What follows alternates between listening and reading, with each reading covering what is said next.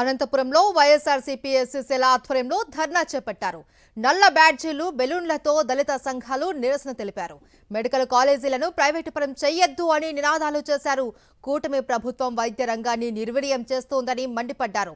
పేదలంటే చంద్రబాబుకి చిన్న చూపు అని విమర్శించారు. మెడికల్ కాలేజీల ప్రైవేటీకరణ నిర్ణయాన్ని ఉపసంహరించుకోవాలి అని డిమాండ్ చేశారు వైఎస్ఆర్సీపీ నేతలు. లోకేష్ బాబు గారికి, పవన్ కళ్యాణ్ గారికి ఒక్కటే తెలియజేస్తున్నాం.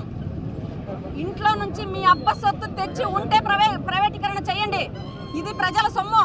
జగన్మోహన్ రెడ్డి గారు కోవిడ్ తర్వాత ఎంతో కష్టపడి పేద విద్యార్థులకు విద్య అందాలని చెప్పే ఉద్దేశంతో ఈనాడు మెడికల్ కాలేజీలు తెస్తే ఎవరబ్బ సొమ్మని ప్రైవేటీకరణ చేయాలనుకుంటున్నారు అది ప్రజలకు అందరికీ తెలియజేయాలని చెప్పి తెలియజేస్తూ ఈ రాష్ట్ర ప్రజలందరి ఇంట్లో హెరిటేజ్ కంపెనీలు లేవు. హెరిటేజ్ కంపెనీ ఉంటే ఖచ్చితంగా ప్రైవేట్ విద్యను అందుకునే అంత శక్తి ప్రతి విద్యార్థికి ఉంటుంది. మన రాష్ట్రంలో